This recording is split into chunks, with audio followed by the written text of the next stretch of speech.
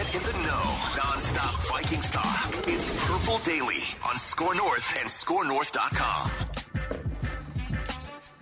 Welcome in to our Tuesday extravaganza. Reckless Vikings draft speculation. Well, Declan has on the screen draft scoops. Draft scoops. So, I mean, it's up to Thor if he wants to bring scoops, speculation, knowledge, any combination of those three. It's a knowledge. Thor improves the draft smarts of this show by 99.9%. Yes, it's a low bar to start with, but Thor's bar is very high. It's a great bar. I don't know what you're talking about. Vikings draft speculation is what we're going to get into here. Yeah, this is Purple Daily, by the way. TCL is one of our partners here, and they're now an official partner of the NFL as well. TCL, one of the world's best-selling consumer electronics brands. They have a new lineup of award-winning TVs delivering the most entertainment with stunning resolution, all at an affordable cost. Enjoy more of the things you love with TCL and learn more at TCL.com. And, Judd, let's cheers to another week into draft speculation season here, courtesy of our friends at Surly Brewing Company. Yeah, there is no better time to cheers and more fun than the National Football League offseason when it gets rolling, because we're talking about enjoying a Surly with draft speculation, free agency, combine, reckless speculation. It all fits into a lifestyle that starts with a Surly in front of you. That could be a Before I Die, a Furious, whatever it is. Enjoy the Surly, because I know that you're going to enjoy the reckless speculation that we're about to bring you. So the audience might, if you're watching on YouTube, you might notice that Thor and I are both in ambiguous beige plain rooms right now.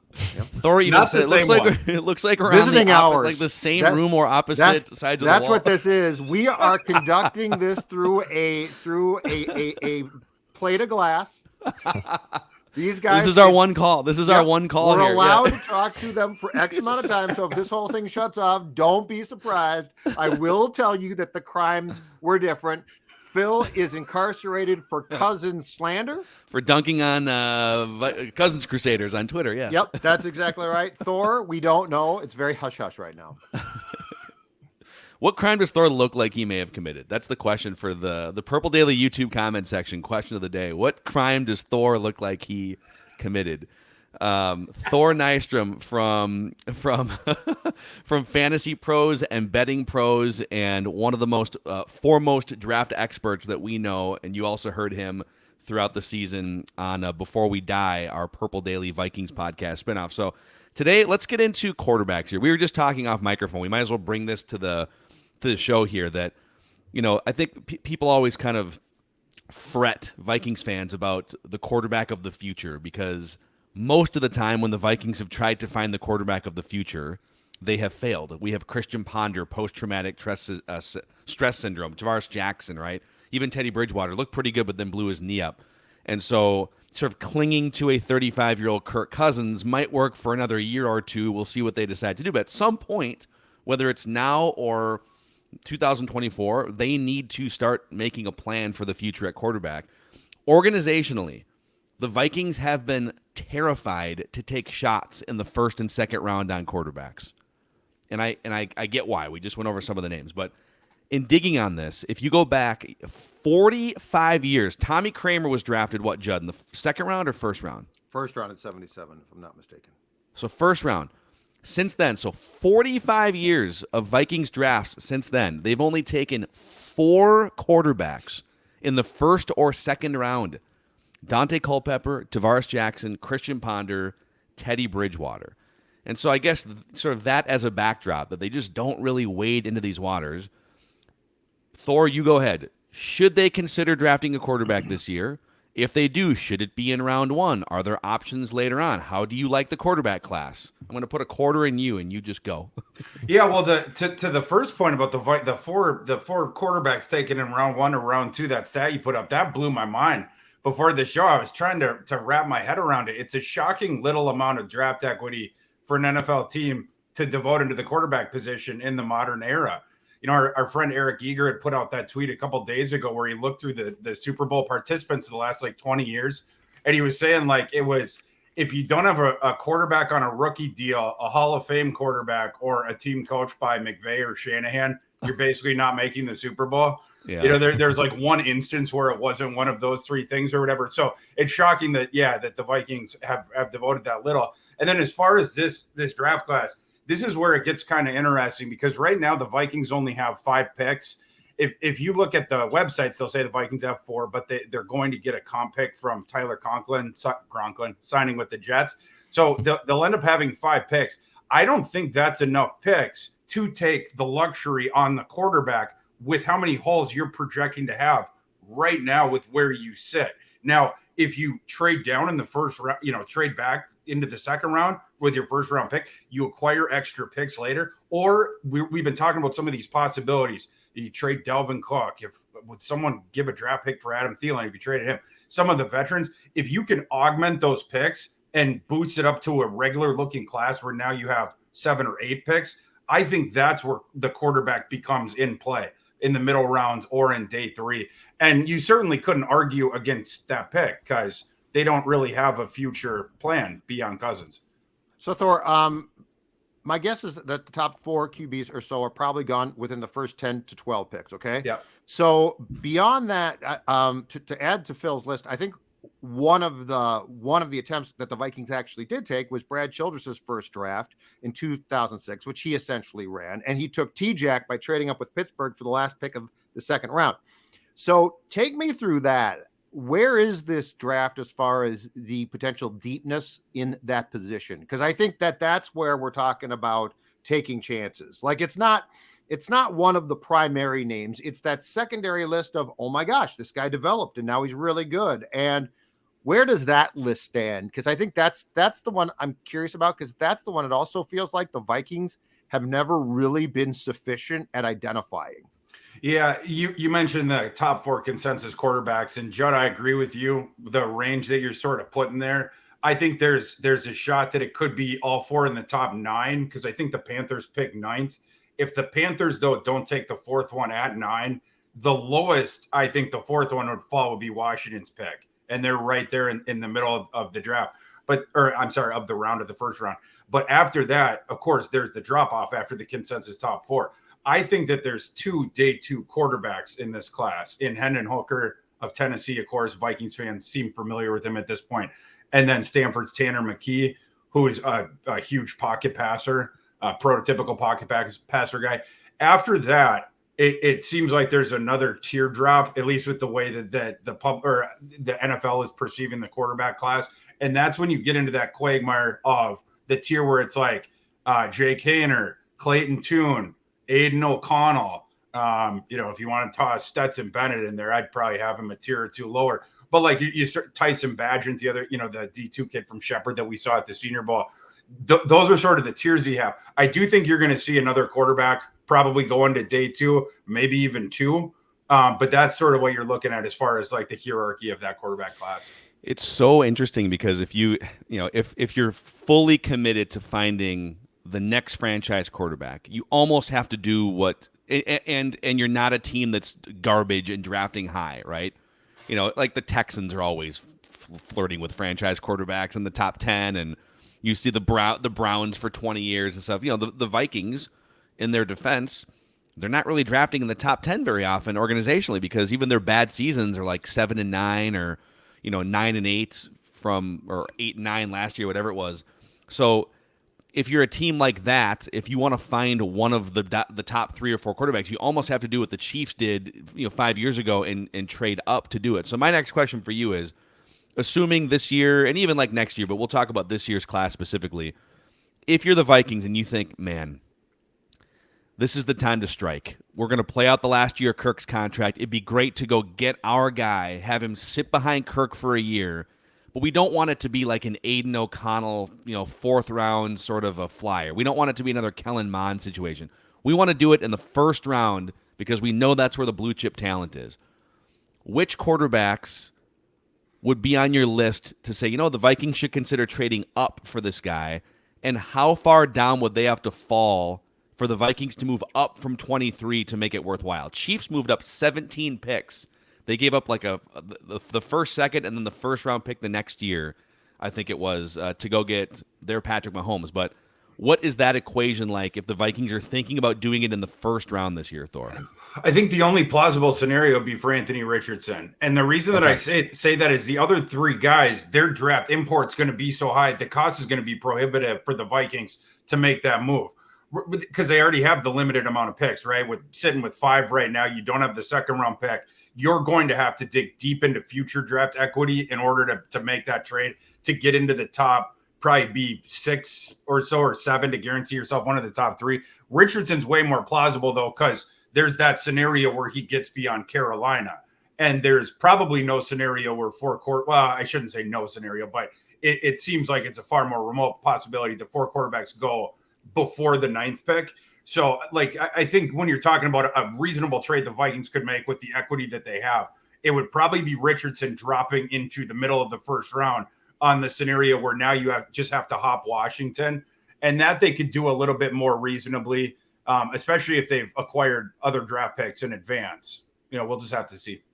So this feels to me like realistically with how the Vikings operate, and we don't know completely on Kwesi yet, but I think we've got some tells from the 2022 draft, Thor, that this feels like a situation where they probably address this position in the draft next year. So as you look at initially the players that will be coming out in the 24 draft from a quarterback standpoint, how strong is that draft? Because I think if the Vikings are ever going to really make a pitch to potentially trade up a lot and try and identify their guy, it's probably that draft, not this one. Yeah, and I think those are both very well set points. As far as the Vikings with the quarterback, because I get asked this a lot by the Vikings fans on Twitter about like quarterbacks to take in this class, whatever. With and I mentioned this before, with where it sits right now, with where the chips lie right this second, I would not bet on the Vikings to take a quarterback in this class. I think the scenario needs to change in order for them to facilitate the opportunity to take one, if that's what they ended up wanting to do. But I think it's far more plausible that they kick that can to next year, and you use the limited amount of picks and the equity that you have to plug those few holes where you need the immediate help for this year. And then looking at next year's class, at the very top, it's really good. The top 2 quarterbacks in next year's class, you could make an argument that they should be the top quarterback in this class. I wouldn't do it because I love Bryce Young so much, but you could definitely do it. They're way up there. And I'm talking about Caleb Williams of USC and Drake May of North Carolina. Both those kids, since the day they started playing as freshmen, they have dominated from day one. Their games are a little bit different. Drake May is more your prototypical pocket passer. Caleb Williams is a dual threat and is one of those guys who's just sort of magic with the ball in his hands. The decisions he makes, he's extremely unorthodox, and he'll do things that other quarterbacks won't do. Some people comp him to Pat Mahomes. That's not right. His arm is not as good as Pat Mahomes, and he's a better athlete. But he's an awesome prospect in his own right. He can throw and he can run. He's very dangerous. And the thing about the Vikings is, like, if let's say they roll it forward again, and with Brian Flores now coordinating the defense, they're going to get younger and probably faster on defense with a better scheme. I don't think they're winning 13 games again, but they're not losing 13 games, which is probably what they would have to do to be in the mix for those 2 quarterbacks in 2024. So it's just kind of like, even as you look here, okay, all right, there's a bunch of quarterbacks in the first round this year, and then 2024. Will the Vikings even have access to these quarterbacks unless they make an aggressive trade up, which then brings us to sort of that second, third tier of guys you mentioned. Hendon Hooker is going to be there at some point after the first round. Tanner McKee from Stanford. Maybe they do trade a Dalvin Cook, who, by the way, it was announced this morning he underwent shoulder surgery on that shoulder that's been popping in and out and bothering him for like 3 years. And his agency said he's going to be ready to rock for training camp, whatever. But that might decrease his trade value if you planned on moving him in the next 2 or 3 months. But maybe you get like 2 or 3 extra picks to get closer to like a standard number of draft picks depth wise, and you can afford to use one of those on a quarterback. Knowing what you know about Kevin O'Connell, Tanner McKee, Hendon Hooker, anybody else after those guys, who would you have your eye on? Jake Haener of Fresno State, the kid who opened eyes at the Senior Bowl, and in some ways opened eyes his entire collegiate career. He had signed with Washington as a pretty highly rated recruit, but didn't get on the field right away, transferred to Fresno State, and he just tore up college football after that. Now, it wasn't the G5 level, but Fresno State's one of the higher levels of the G5, whatever. And he played some Power 5 teams, and he ripped them up too. But, we had talked about him when I got back from the Senior Bowl. The things that the Vikings, and Kevin O'Connell specifically, I think are going to be attracted to with Jake Haener, it's a lot of the same things that the 49ers staff was attracted to with Brock Purdy. Those guys have, I'm talking about Purdy and Haener, a lot of similarities in their games, and I think they would be used in very similar ways. But O'Connell, with regards to how Purdy was used by Shanahan, guys that are going to run your system, guys that are going to make the correct decision every single time. It's like you can leave your kid alone for 10 minutes because he's not going to start smearing things on the walls. That's Jake Haener and Brock Purdy. They make the right decision every time, on time, within the timing of the offense, with sound bases, mechanically sound, and they hit receivers on the hands. Those guys, the limitations with those guys, the reason they fall, Brock Purdy was the last pick in the entire draft. He was Mr. Irrelevant, last pick in the 7th round. Haener's not going to fall quite that far, but he is going to fall into day 3 because of the physical limitations, the exact same ones. He sawed off at 6 foot. And he's just a little over 200 pounds. He doesn't have a howitzer for an arm. He's just sort of a meh athlete. But the rest of the stuff, it's like he's the student of the game, leader in the huddle kind of a guy. And I think that would really appeal to the Vikings, especially on the discount price tag that you can get him for on draft day. Thor, when it comes to mechanics too, what have you found in talking to scouts and teams that scares teams off of QBs, and what are seen as the most fixable things? Because like I struggle with accuracy problems because it's always been a big deal if you're not accurate. And then there's been some guys, and I think it was around the time of the Ponder draft that it came out that Jake Locker went from an assumed first overall pick to dropping to I think 8th to the Titans because of exactly that. Allen came into the league with issues there, and they clearly have gotten, if not totally fixed enough to make him an outstanding QB. So what do you find actually frightens teams off, and what do teams have the most confidence that they can fix when talking about QB prospects who might come in, and most of them do, flawed from college? Well, number one, I'll say it's 1000% case specific with the prospect. There's, with these mechanical issues, there's some of the guys, and the other thing I want to say is every single coach is going to look at these kids and pound the quarterback coaches. I can fix that. For the guys where the athletic skill set is there, the tool set is there outside of that, they're going to pound every single time and say that I can fix that. I think that the one that scares them the most, it's not necessarily the fixable technique thing, like specifically the base. When you and this was really pronounced with Haener at the Senior Bowl in comparison to the other guys. When you looked at his lower half, every time he took the snap, it was like the 3 steps back, foot in the dirt, the ball's coming out, and again, correct decision. It's like it's a multiple choice test with 4 choices, and he has the right answer every single time, and it's on time and stuff like that, and the ball is accurate and everything like that. The ones that and going back to the Senior Bowl thing, the other kids that we were seeing there, their bases were all wonky. And it wasn't just in under pressure, it was also in clean pockets.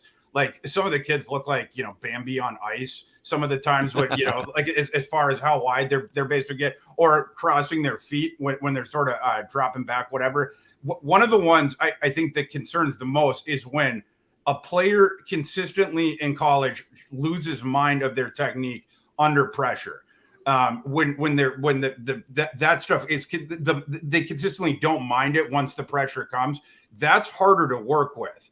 Right. Like in the clean pocket thing, when the process is working right, you can typically sort of make some of those changes.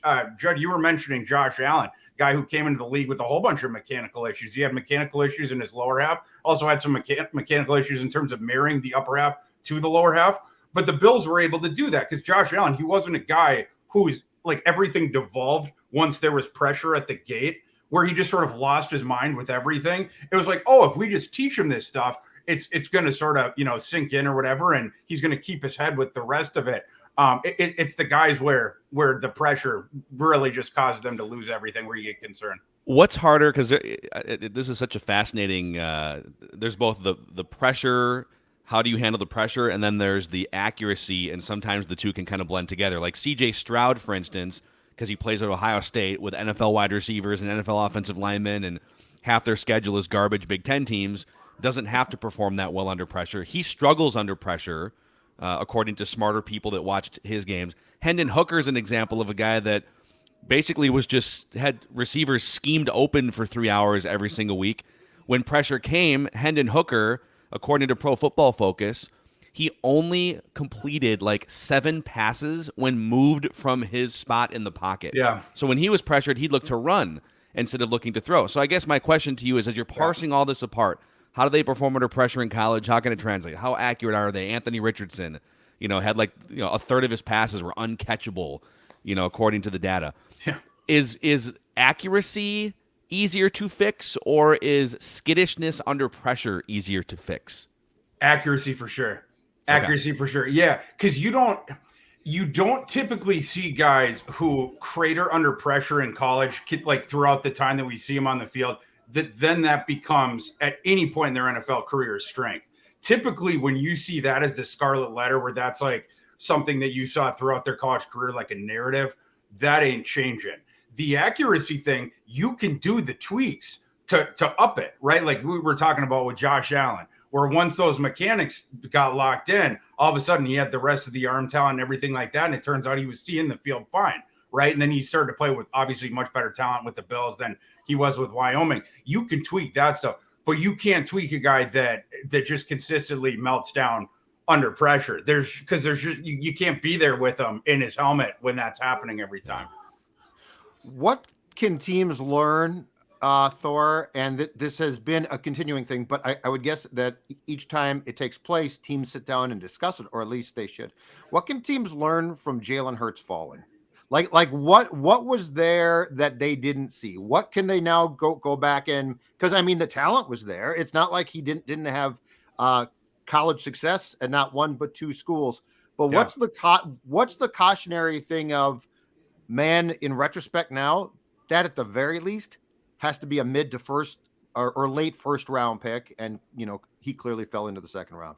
Yeah, I think that's a bigger philosophical thing where you get uncomfortable, and this is probably in any walk of life with human beings, but like when you have to project a decision towards the future, if you don't have a past example of where the similar thing had success, where you can't draw that parallel, it becomes harder to project that your current decision that will have success.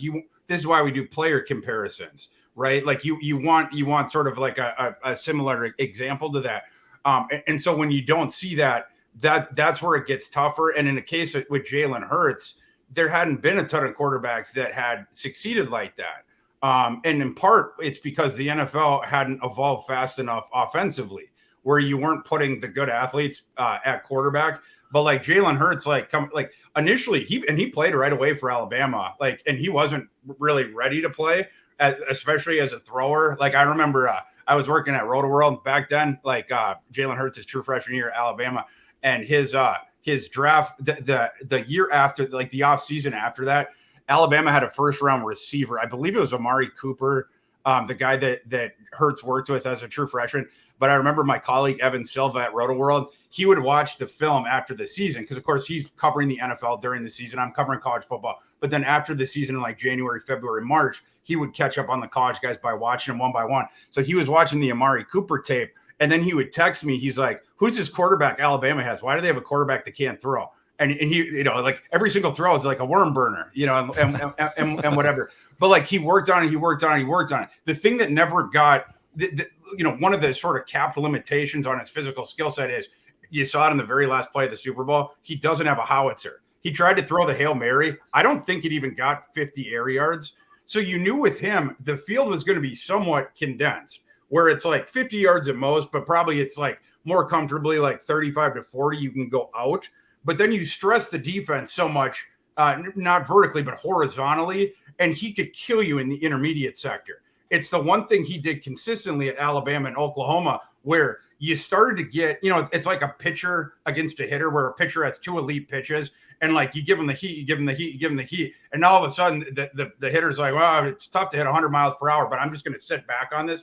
When you can give him the other pitch, And so like defenses would start to get really concerned about Jalen Hurts running. And then he played with Henry, I think, or whatever at Alabama. But like the rushing attack just became vaunted. And then Hurts got really good at the play action, 1 foot in the dirt, and the strike to the guy who was streaking across the middle on a cross or whatever. He'd hit that guy on the hands every single time. And again, the timing and the rhythm and everything like that. I think, Judd, short story long, answer to your question is the NFL hasn't become good enough at conceptualizing talents that they haven't seen yet and putting them into some of these positions. And it's why a guy like Tank Dell, who's a 165-pound receiver in this class, he faces a higher burden to prove because there hasn't been other guys in his physical skill set who have won the way that he won in college, who have come into the NFL and succeeded. We just don't have many cases of that. So it just becomes a little bit higher for their burden of proof during the process. You know, as you were talking, I was thinking about specifically Anthony Richardson and just like the way that the NFL is evolving. 20 years ago, you looked at a list of the top quarterbacks in the league.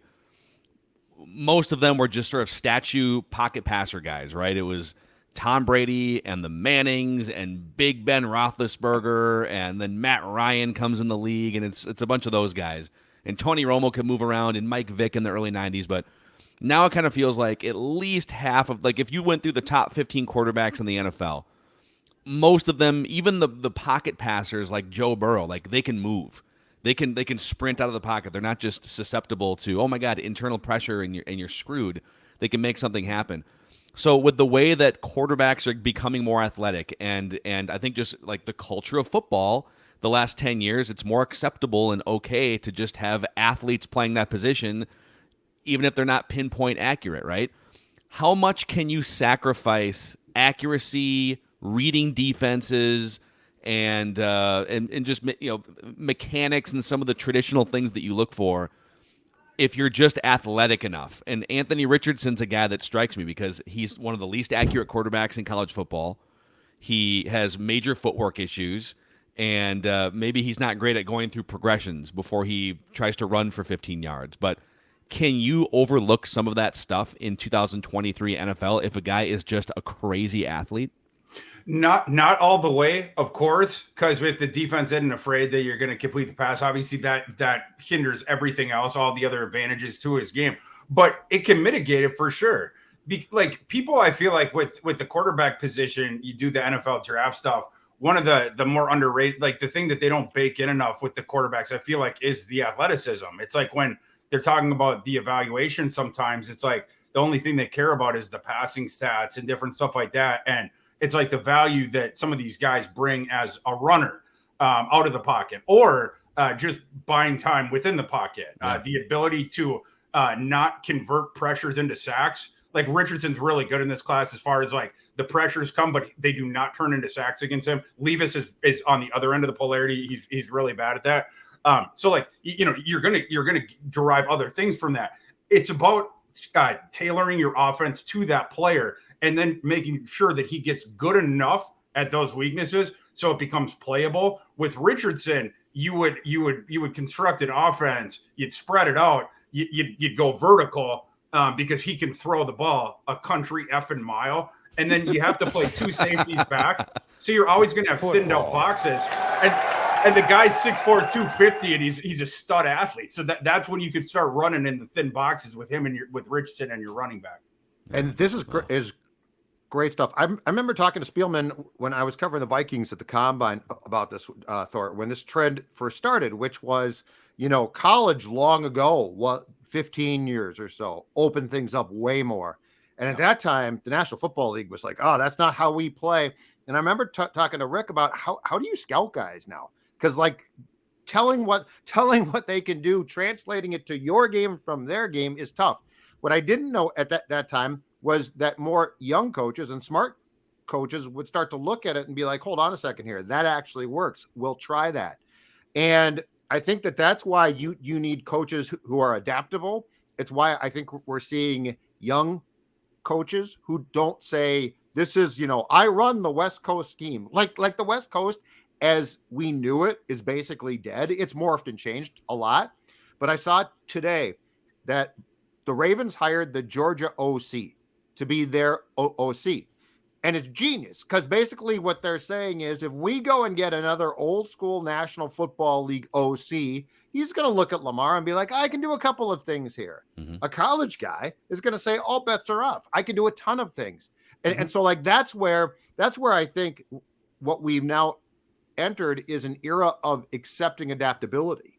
And instead of this is what I do, it's like, no. And that is, last point on this, what makes Andy Reid so damn good. If you hear about the young coaches that he surrounds himself with, who are doing things that he never considered doing in Philly and now does on a regular basis. So I think what we're talking about, and hopefully what the Vikings are going to head towards, is an adaptability where they change things consistently enough that it doesn't become, well, the quarterback can't do this, so we can't use him. 1,000%. And Jay, you're talking about the last 15 years or so, 20 years, how far the game has progressed. It's like we were sort of on a slow evolution trajectory with football for a while. And then all of a sudden, it's like, what is it? Ray Kurzweil or something, like the theory of like the exponential growth of technology. Once it hits like a certain point, then it just like, it starts getting better and better and better by this exponential rate, whatever. It's sort of like the football evolution, where you even think about like 20 years ago, it was taboo to draft an air raid quarterback. Think about how absurd that is. The NFL was actually afraid of quarterbacks that threw the ball a lot in college. And then also like the thing about like quarterbacks that were beneath 6'1", and there was a couple different quarterbacks that ended up sort of tearing that wall down. Drew Brees firstly, and then of course Kyler Murray later on. It's the reason why a guy like Bryce Young is in a position potentially to be the first pick in this class, a quarterback who might only measure in at 5'10", and why every single year going forward now you're going to see air raid quarterbacks in the first round. Was Case Keenum an air raid quarterback? He was, yeah. University of Houston. Owns all kinds of records. Yeah, just ripped it up. That's right. Yeah. So we're going to do a mock simulation here, as we do every week, courtesy of Pro Football Focus is mock simulator. So we'll get into that with some parameters here in just a moment. But let's shout out our friends over at Livia, helping a lot of Purple Daily listeners lose weight here in the new year, Judd Zulgad. Including me, down 40 pounds a couple of years back now. But here's the most important thing. So this is not, as I continue to say, this is not a diet. It's weight control. And what that means is actually a very short time period and a very simple program, they're going to help you lose the weight. Now, that's awesome. That's great. But here's the best part. As a lot of folks in the PD family have learned, they're going to help you keep the weight off as well. And that's the most important thing. And right now, 50% off if and when you contact them and ask for the Judd Score North offer, 50% off. 855-GO-LIVEA, Livia.com, Livia.com, Livea.com. Feel great by spring and summer, fit into a ton of clothes again, and then continue on a lifestyle that's best for your health and your looks. Livia.com. Also, I don't know if we can talk specifically about this yet. I don't think we can, but I think we can talk broadly and tell you that we had such a blast at the Purple Daily Draft Party last year. We're going to do it again. We don't know where yet. We're still planning the logistics of where and how it's all going to look. But the first round of the NFL draft, mark your calendars. I think it's April 27th. And you guys are all welcome to come hang out with us and wait out whatever the Vikings decide to do. Just like last year, they traded all the way back, and a bunch of people were pissed. But it was a great time, and so at least put a little mark on your calendar for April 27th, and we'll get you more details here in the coming weeks for the next Purple Daily Draft Party. All right, Dex, if you could pop this PFF screen here up on the YouTube channel, and then we'll narrate this for the podcast audience. This is our third, I believe, mock draft simulation with General Manager Thor Nystrom leading us to glory here. So I think what we could do here is, so we put parameters on these so we aren't just kind of stumbling around every single week. For this one, I want us to trade up into the top 10. Oh. We're talking about quarterbacks here.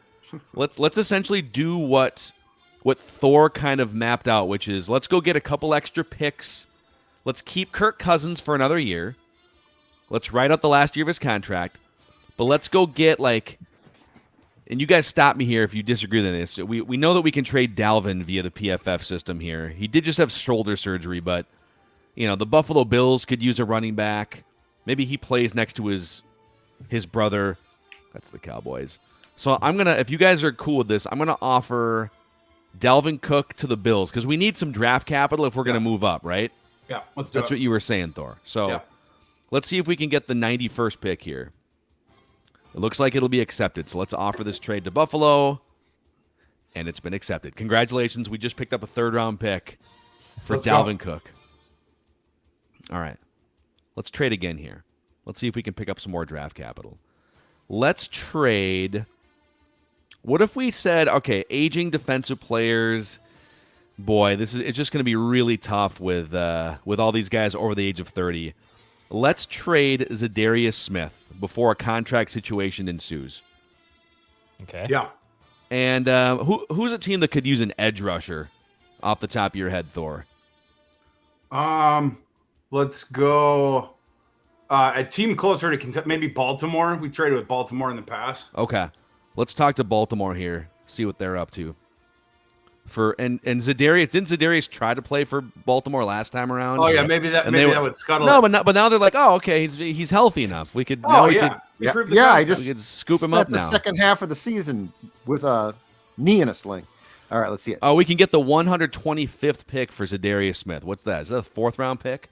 That would be yeah. Okay.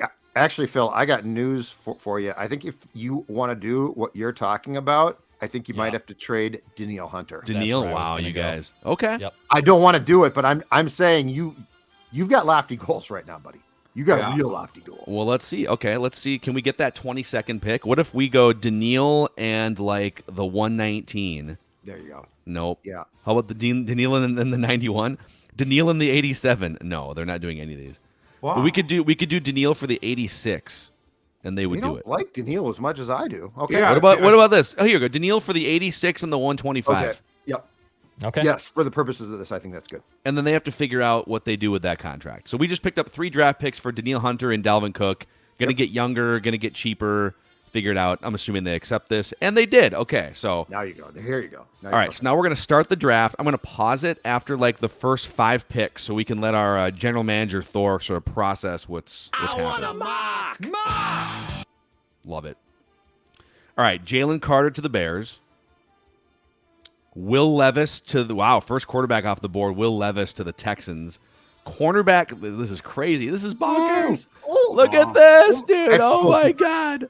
At Pro 4, Football Focus has lost its mind. Steichen just Anthony Richardson to the Colts at number 4.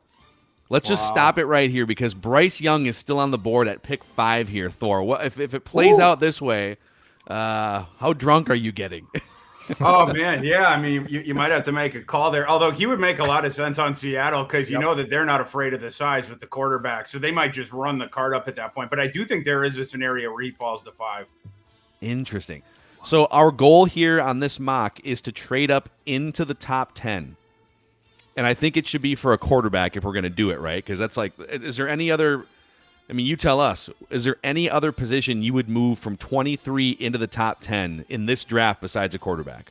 No, because, like we're showing here, you're going to have to either trade key contributors or you're going to have to trade into next year's draft. You're going to have to sort of steal from Peter to pay Paul kind of thing. Yeah. So, yeah, I think it would have to be the quarterback. It's the only thing where you make that kind of investment.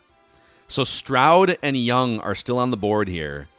Where should we let one more pick go off and just kind of see what happens? I don't think, well, unless we traded the first round pick next year, we wouldn't be able to move up right now with like getting up to 5 on the Rich Hill trade chart. You'd have to add 220 points to where the Vikings are sitting at 23. That's basically the equivalent of a late first round pick as well. So you basically have to give 2 late first rounders to move up there. I don't think the Vikings have enough to get up there unless they're going to give the 2024 round 1. Just for fun here, just like let's say we're knocking on the door of your Seattle. We're going to swap the 5 and the 23. Let's see how many things we'd have to give them before it says accepted. Yeah, okay. So let's give next year's first. Yep. Okay, 24% chance to be accepted.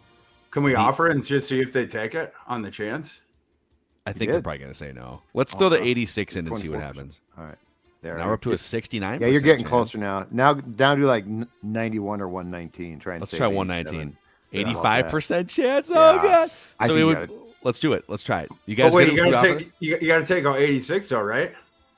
We're gonna get it closer to 50 and just go at 23 and 119. Oh, you're trying to fleece them? Is that what I you're want to trying fleece do? them. Yeah, I want to nickel. I want to nickel. Okay, it down. let's take away the 119 and keep it at a 69%. We'll offer. So we're gonna offer the Seahawks the 23, the 86, and next year's first round pick to move up to 5 here. Let's offer this and see what happens. Oh my God! They said yes. Wow, we're on the clock. Can you imagine Goodell comes out to the podium and you see the Vikings logo show up on the screen? The Vikings are now on the clock. And Oh he my announces, God! We have a trade. The Vikings are now in the 5 slot. And Kirk demands a trade immediately and is sent to San Francisco. So if Jared, you will pass out at the live view party. Oh, yeah. I'll have to catch you. Well, I still Stone might Cold. pass out. I'll I still stone might. cold 2 beers in front of my right in front of my jaw. I might pass out regardless, Thor, but that's just a whole nother topic. So if this were to happen, obviously you'd probably want to put a phone call into Kirk beforehand and say, "Listen, man, we didn't think this was going to happen, but Bryce Young was still there at pick 5." Okay, so Thor, you're sitting here with your choice of Bryce Young, C.J. Stroud, or Will Anderson Jr., an edge rusher for the future. What are you doing here? Will Anderson's great, but this is the easiest decision we've had with any of these. This is Bryce Young. Bryce Young with a bullet, best player in the draft. All right. By the way, we had 4 trade offers there. We probably could have moved back a pick or something. It would have been like Kevin Costner in draft day. We've been trading up and down and up and down. Come on, Sonny. Yeah, exactly. I'm taking a linebacker and running back. What are you doing, I Sonny? want my You're picks fired. back. Yeah, I want my picks back. Worst draft of all time. All right, so we're going to speed through here. We can go lightning fast. We still have picks 87, 91, 119, and 125. It's a 4-round simulation. But, okay, so we gave up next year's first, obviously this year's first, to swap and move up 18 spots, and then the 86th overall pick.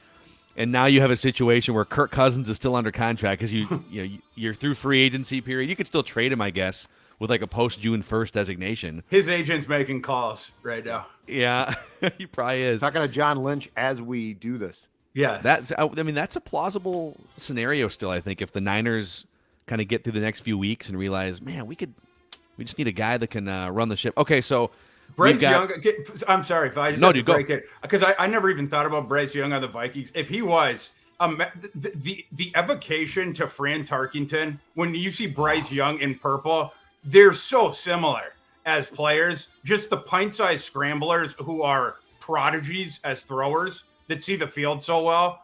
I just think that would be really cool. I mean, I think we just brought a new thing into your reality here. I think you should start putting this into your Doctor Strange. Strange. So we've got picks 87 and 91 here on the horizon. We are on the clock. And Thor, we'll kind of scroll through here. You can talk us through. This is the PFF big board, so there might be players. If you want us to search like positions or something, your big board might look different than their big board. Well, Darnell Washington, first of all, I don't think there's any chance that he would be available here. I don't think the Vikings, after they traded for Hawkinson, I'm not sure they're in a position to take another tight end. But if they wanted to go more 2 tight end sets, Washington would be the guy that you would put in line. He's sort of I think of him like Space Jam Monstar. He's like 6'7", 270. He's just an insane athlete. But he definitely will not be available there. Let's see at the top corner left, because that would be my concern right now. Oh, Cody Mock is still there. Our local Clark Phillips is there.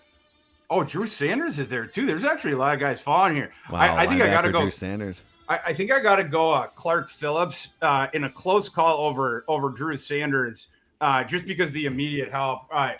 Clark Phillips. Well, we have 2 picks here. We have 87 and 91.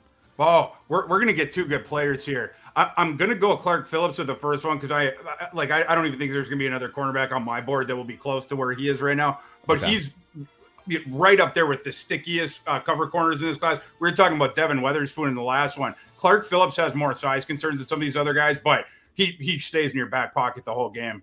So we landed Clark Phillips, and now we're back on the clock at 91 here. Drew Sanders, man, fix your linebacker problem. Yeah, and Drew Sanders, he's a big kid, but he's super rangy and athletic. He actually started his career as an edge rusher in Alabama, and he just couldn't get on the field because they had someone named Will Anderson on one side and whatever studs they had on the other side. So he ended up having to transfer to Arkansas. They let him play off-ball linebacker this year. He was awesome at it. Just had this huge breakout year. But whether as a linebacker or switching him situationally to edge rusher, he can get after it, and he's a great athlete, which would be a breath of fresh air for the Vikings in their linebacker room. I'm popping him. Thumbs up. Let's do it. All right, you guys good? Drew Sanders. All right. 3-4 rusher, right? Yeah. He'll get in there, and he'll start right next to Asamoah on day one. He can cut both those linebackers, open more cap space. So 2 more picks here, 119 and the 125 in our 4-round simulation. I'll scroll down for you here, Thor. Now, Brevin Spann-Ford, I think, announced he's going back to the Gophers, right? So some of this is a little bit. Oh yeah, and we traded Cook, right? Who did we trade again before? We traded Cook. Yeah, we traded Dalvin Cook and we traded Danielle Hunter. Back. Oh, that's right. Okay, we could use some edge help too. Okay, let's see. Okay, keep scrolling down. Roshan Johnson, kind of interesting. Probably going to be better in college than he was in. The NFL than he was in college, stuck behind Bijan Robinson there. Zach Evans would be interesting here, too. Another locomotive running back. Some receivers there, Thor.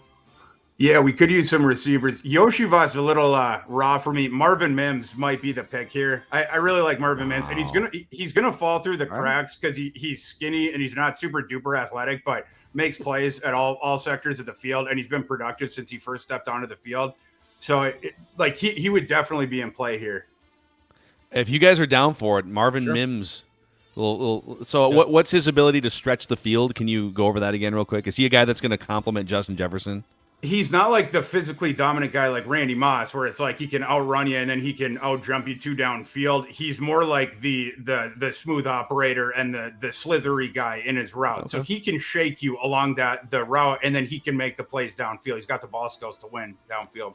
Welcome to the Minnesota Vikings, Marvin Mims. The smooth operator. I like that. Sade. And then this is our last pick for this simulation, pick 125. And obviously could still use a number of different things, including a running back. That Fihoko kid on the top, he's sort of one of the sleeper edges. He finished second in college last year to Will Anderson in terms of pressures generated. Let's do it. Yes. Yeah. With him, it's going to come down to the athletic testing. But if he tests better than people expect, he's not going to be available here. But it's all dependent on that. Because you got Ty Chandler in your backfield. You could re-sign Alex Madison, or there's a bunch of free agent running back. Veteran off the street. Look at the 5th round coming up too. Let's do it. Let's draft the edge rusher from San Jose State. Here we go. And there it is. And we'll get the results here for you guys. PFF's going to grade what we just did. Okay, they're giving us an A plus, and an A on the Seahawks / Bryce Young situation that we just pulled. They're giving us a B plus on Clark Phillips, a B plus on Drew Sanders, a C minus on Marvin Mims, and a B plus on Fihoko. How are you going to give us a C minus getting Mims at 119? Still got an A, Thor. We need a show where Thor just argues with the PFF algorithm for like an hour. Just wrings its neck. You stupid algorithm. I think that was successful. We got Bryce Young. Yeah. Overall draft grade an A for us here today as a front office. I mean, you fixed your defense. If someone were to say, all right, listen, the Vikings are going to draft Bryce Young, maybe sit him, but probably not. I think this would probably trigger a Kirk Cousins trade to San Francisco, and then they're going to get more draft capital. Yeah. And then they're going to then spend the next 3 of the next 4 picks on cornerback that could start, linebacker that could start, and then an edge rusher that could start at some point, plus Marvin Mims. I think if you make that, if on the very small chance that you make that trade, okay, and you go up and get Bryce Young, as you're about to put the card in, you got to call San Fran, right, and try and deal Kirk right now. Yeah. And get Kirk to waive the no trade clause. Like there has to be some type of just deep in a file cabinet somewhere, or deep on a hard drive, or deep in the cloud. There has to be an idea of if this were to happen, right? But you don't know that this is going to happen until it happens, because that's what I'm saying. But when it's unfolding, I think you've got Kwesi on the phone with the team that they're going to trade with. In this case, Seattle, and then you got like Brzezinski on the other phone with San Francisco. So it's a simultaneous thing so that you can get draft capital back immediately now. So you trade him on draft night is kind of what you're saying, right? Yes, if I could. Yeah. If I could, I would try and pull off simultaneous moves because if you could get a 1st round pick also back for Kirk, which I think you could borderline get one back, right? Okay, let me ask you this. Okay, well, and then we'll let. I mean, it's Thor- totally reckless. I'm out of line. No, this is great. Let's keep going down this path real quick. I've okay? overstepped boundaries. If this happened and you wound up trading, because you'd then almost have to trade Kirk at this point. Yeah. So you make that move, but now you've said goodbye to Daniil, who probably has one more year of elite edge rushing play left. Could still be in the league for 5 more years, but in terms of like being one of the top 10 guys, maybe one more year left. You get rid of him, you get rid of Dalvin Cook, and then you get rid of Kirk Cousins, 3 cornerstone players, but you replace them with a bunch of cap space because you'd be doing some of these trades before, obviously, free agency hits. Bryce Young, and then all the other players that we just drafted defensively. With the Vikings, they're going to take a step back even with their current team because of just like the schedule and one-score games.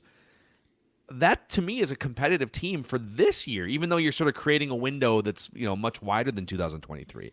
If you were to land Bryce Young somehow by trading up. Yeah, I'm not the big, I'm not the biggest like Kirk Cousins like hate or whatever. But I know that after what I say, I'm going to be painted like that by some of the Vikings fans. But Bryce Young is a better quarterback than Kirk Cousins right now. He was last year. He will be next year. So yeah, if you could swap him out, I'm absolutely not conceding that is a downgrade. I think it would probably be an upgrade. So put him with O'Connell and have him do that sort of stuff. And then you're going to get something with Cousins in, with the trade, whatever. It would be like a quasi rebuild season. But if that scenario somehow popped up and presented itself, and then, you had the other offer for Cousins, you might be able to talk the ownership into it. If, Judd, we've talked about this, how like the Wills want to stay, competitive. They don't ever want to have like the tanking year. So it's hard to sort of talk them into doing that first round quarterback, which is why we don't see it as much. But like if you sat them down in the theater room there for like an hour and just showed them Bryce Young highlights for an hour, then they might be singing a different tune coming out of that room about some of these moves. Yeah. Amazing. Oh my gosh. I great. can't wait till next week's simulation. See what else we can concoct here. All right, gentlemen. He is Thor Nystrom from Fantasy Pros and Betting Pros, and he is one of the best draft experts that we know. And every Tuesday we do this. We do deep dives into the NFL draft from a Vikings perspective, and it's a blast. So any final words from you guys until we convene again next week? I just Go need to take Vikings. a breath. Oh. Perhaps a nap after that. Yeah, that was good. I literally never thought about the possibility of Bryce Young in purple, but that would be just so fabulous. Now you're only going to be thinking about that. I All know. right, that's a wrap on this episode of Purple Daily Vikings Entertainment. We just want the Vikings to win a Super Bowl before we die. We'll see you next time.